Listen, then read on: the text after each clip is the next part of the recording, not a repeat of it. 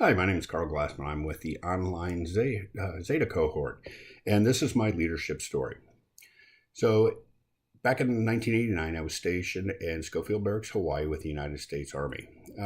At this time, the internet was a kind of a fledgling program within the military. It had been around for a few years, but it really had not been widely utilized, especially at the ground level.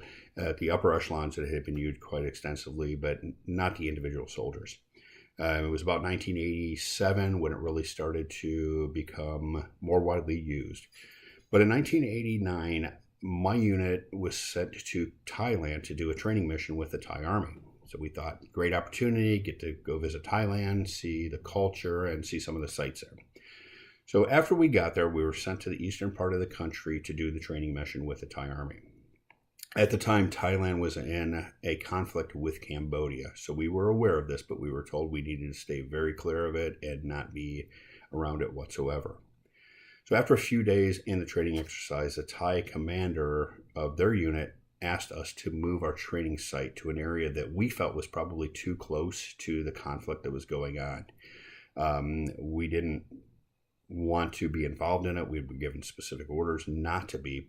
But the problem was we had no communications with Department of the Army or Department of Defense at the time because we're out in the middle of the jungle of Thailand. Like I said, the internet was around, but it was very limited. There was no satellite technology at the time. So we had really no way of communicating back to the United States with the Department of the Army. So it was left to our unit commander to make that decision. He did make that decision, and we pulled out of Thailand completely, which avoided an international conflict and any other issues. And the other problem with it at this time was that because the internet was so minimally used by the military, and they had an intranet, which was a secured network, but it wasn't pushed down to everybody. So although I had what would have been called then a laptop, but it was a portable computer, if I was not on my desk or somewhere where I could get a secure connection, I did not have access to it. This was a problem because I needed a lot of programs and a lot of other data that I could not access on a daily basis. If I was sent to another base and I could not get on to their internet, I was not productive. I couldn't do anything with it. I could not access programs at some locations where I was at that I needed in order to function and to do my job. So this was a problem. And the Thailand issue was one of the catalysts that made the Army kind of wake up and say, okay, we need to do something different.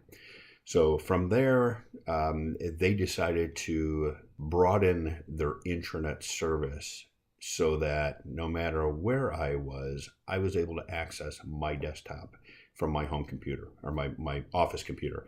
So if I was at another base, if I logged in on my portable computer, it looked exactly like my computer back on my desktop. It's called the virtualization of a desktop. And it was phenomenal. It made life so much easier for us across the board. Even as the frontline soldier, we were able to continue to function no matter where we were. So fast forward to today. So I'm now the executive director of operations for a charter school system in Stockton, California. We have an issue there where obviously we have the internet. It's 2018. It's very much expanded. But what we don't have is that ability to work from remote sites and access everything that we have on our desktop computer at our office. So I have proposed for my transformational change project that we virtualize the desktops within our network. And what this will allow is for me, while I'm at immersion, or if I'm off in a professional development training seminar somewhere, or I'm at home, to log in to our network, and my desktop, exactly as it appears in my office, pops up on the computer no matter where I'm at. Allows me to function, access all the programs that I need to access all the files that I have, and be able to do everything that I need to be able to do from anywhere in the world, basically.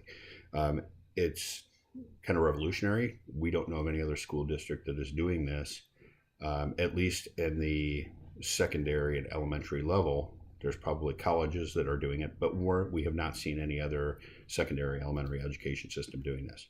And it will keep that productivity that we need no matter where we are.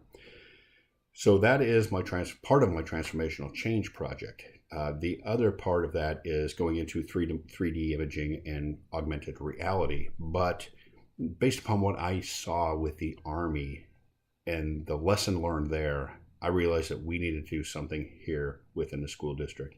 So that's my transformational change project, and that's where we're going with it. Thank you very much.